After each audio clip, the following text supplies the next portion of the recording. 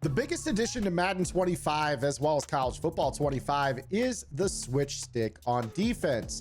Many out there believe that defense in general, the coverage of this game being so soft, is intentional, forcing us to learn this mechanic and use it to get our stops. Now, if you guys watch the Madden kickoff, you probably noticed that Fancy unveiled some of the best switch stick work en route to his belt. Congratulations to Fancy. Today's video is going to show you guys 5 key things you can do to improve your switch stick, which is going to make your defense so much better. I'm going to tell you right now, if you aren't using this mechanic, you really should, because it is the only thing between you and more stops in this game. Let's start off with number 1. Zone drops are actually something that you should consider using with your defense, in particular your hook defenders. A lot of times with this game, some of the incorrect switching around your defense is going to be tied to the fact that a vertical hook might drift over the middle between you and the safety that you want to click to. Sometimes it's going to be a purple zone that might drift a little bit too far to the inside. You think that you're going up and outside to a safety, and instead you end up on that purple zone and you take yourself out of the play. Static zone drops is going to make your defense consistent for the purpose of being able to switch stick accurately and quickly around to get to the players you need. Now, it's not the be all end all. Of course, there are going to be times where you might want to have your match coverage on, but this is not going to allow you to switch stick as efficiently because players are going to move around unpredictably. After all, the route combo dictates the flow of zones. With zone drops, you tell a player to stand at a landmark. That's going to make it very easy for you to get to the spot that you need to. So what I'm going to do here is I'm going to set hooks to 5, and I'm just going to try to show you guys how this is going to allow you to switch stick around a defense. So what I'm going to do is we're just going to call a simple cover 4 drop. Now, for the purpose of this video, I'm not going to let my pass rush shed. We're just going to hold on to the ball. But what you're going to notice is that in a lot of cases, if you are, let's say, clicked onto your user, sometimes depending on what you guys are doing here, you're going to notice that zones will flow.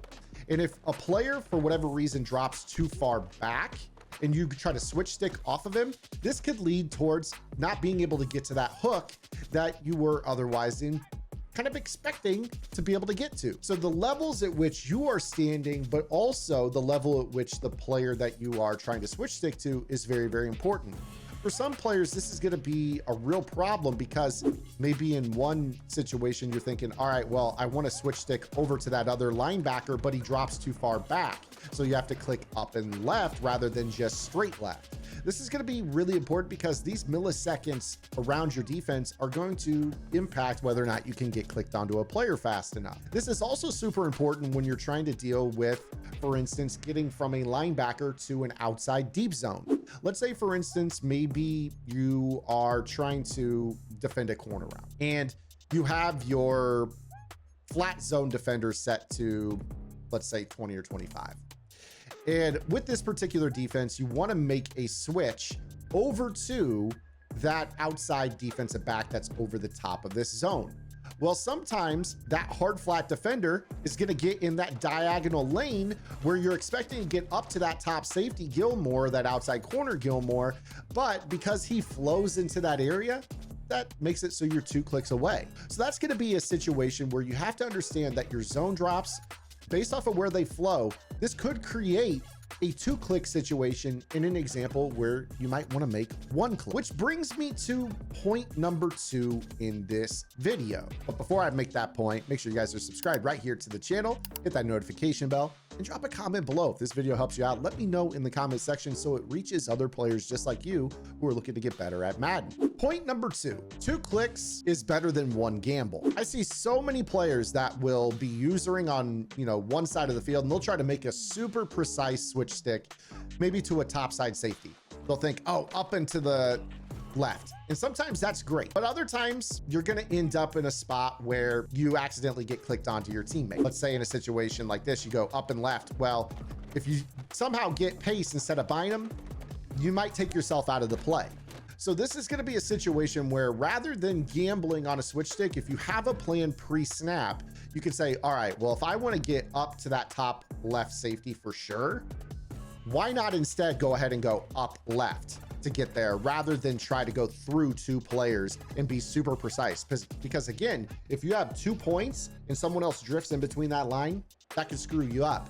And it's going to be the route combo that dictates that, not really your zones, unless you're following point number one with zone drops and you're not letting your hooks drop in between you and what could be perceived as a switch stick to the safety above you and diagonal. And that's going to bring me to point number 3. Have a plan. Not only having a plan for who you want to switch stick to and how many clicks that might take, but also having a plan with what your user is doing. So let's take, for instance, this defense. Let's say that I wanted to blitz off of the right slot, but I also wanted this cover 4 type shell. In this situation, I'm going to be taking it upon myself to guard the seam, but also the flat in this particular context. Now, if it were just me clicked onto Cashman the entire play, this is fine because I can do it all myself. But there's always going to be the scenario where I might get switched on to pace because I need to guard something else. Something emergent comes up and I have to bail out of my plan.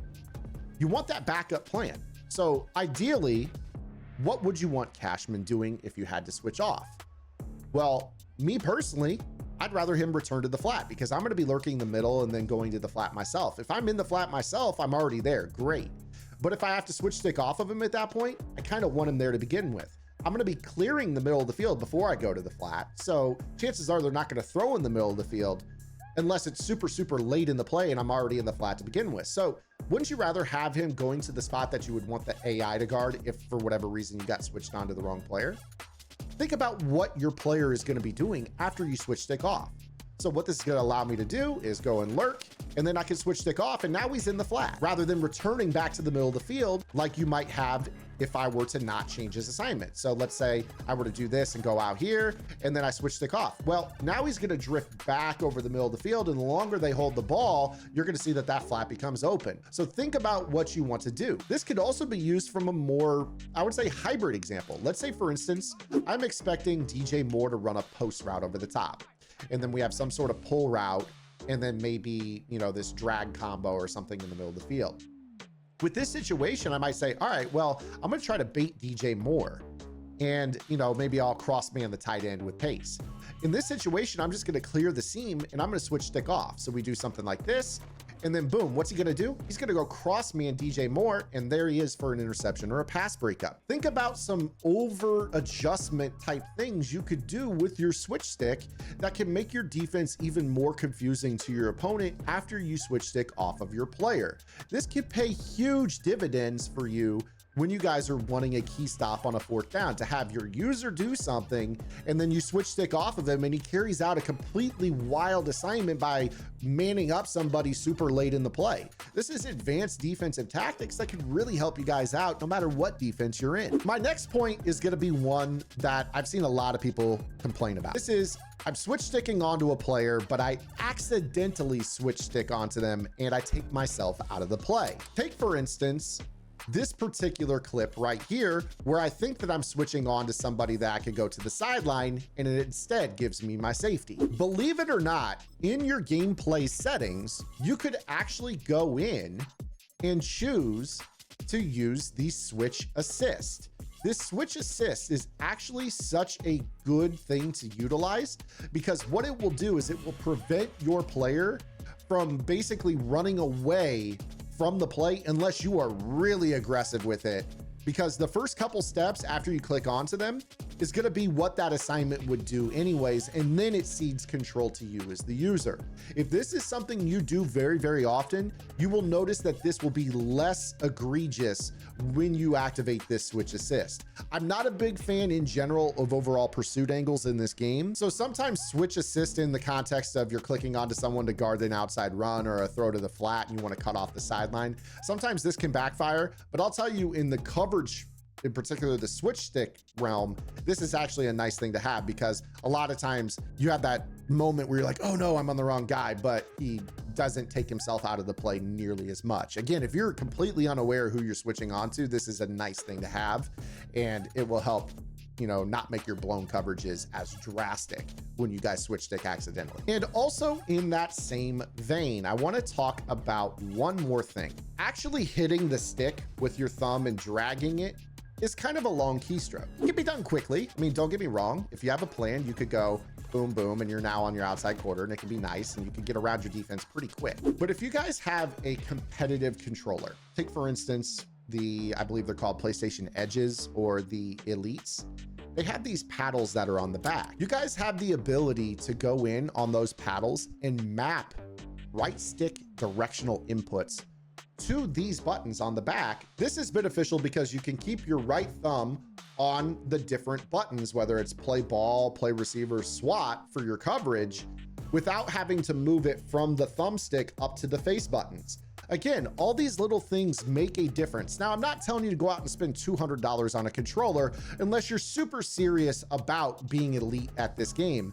Now, don't get me wrong, it's not necessarily the be all end all. You don't have to have this. You're not going to win more games off of this. I'm just saying if you have the means or you have the controller already, I would consider making this change. I've actually made the change to this Xbox Elite controller, and I've mapped my right stick left and right to the back paddles, obviously on the left and right. And then I've also mapped the up and down. What you'll notice with this is that when the ball snaps, you can actually hit those paddles so much faster and get 2 or 3 switch sticks left and then up faster than you would be with 3 stick clicks left and then 1 stick click up. It's so much easier to go tap, tap, tap than it is to hit the actual thumbstick over and over.